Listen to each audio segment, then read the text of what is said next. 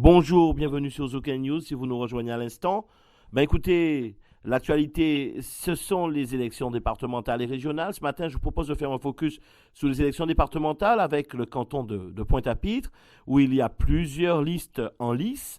Et ce matin, on va s'arrêter sur une liste un peu particulière, celle qui attire l'attention. Je vais parler de celle conduite par Henri-Angélique et Tania Galvani, mais ils sont trois. Henri-Angélique, bonjour. Bonjour Xavier Cordoval, bonjour à la Guadeloupe. Vous êtes adjoint au maire en charge d'une collectivité en difficulté. Pourquoi aller briguer un mandat départemental?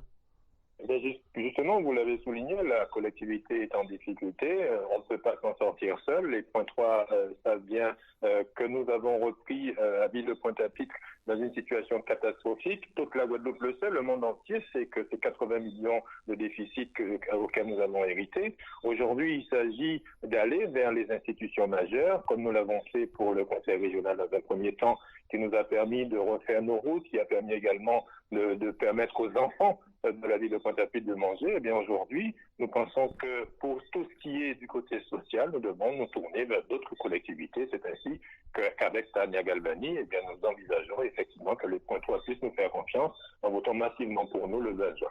Oui, parce que les politiques publiques en matière sociale sont prépondérantes sur le territoire de la commune de Pointe-à-Pitre. Absolument. Il suffit d'entrer à Pointe-à-Pitre pour s'en rendre compte.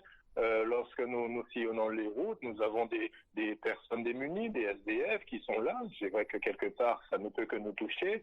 Comment leur venir en aide? Il s'agit effectivement d'aller vers le conseil départemental pour voir dans quelle mesure nous pouvons apporter des solutions à ces personnes en déshérence. Lorsqu'on sait qu'il n'y a pas si longtemps un rapport nous disant que nos seniors étaient livrées à elles-mêmes, étaient seules, se sentaient seules. Je pense que le conseil départemental peut nous aider également à monter des projets qui puissent rendre service à nos seniors, les aider à être moins sédentaires et aller encore plus loin avec eux. Vous avez déjà pensé des politiques en matière d'accompagnement aux personnes âgées sur le territoire de Pointe-à-Pitre? Absolument, mais l'accompagnement, ça va dans tous les sens. C'est la santé, le sport, la culture, l'éducation. Je pense que quand on pense à un accompagnement des personnes sédentaires, à nos seniors également, il faut aller un peu plus loin puisque je pense que nous, à un moment ou à un autre, moi je n'ai pas encore l'âge de la retraite, mais je pense que c'est un âge qui ne signifie pas rester quelque part cloîtré. Et c'est une vie qui se poursuit. Je pense que le conseil départemental peut nous permettre effectivement de réaliser des actions.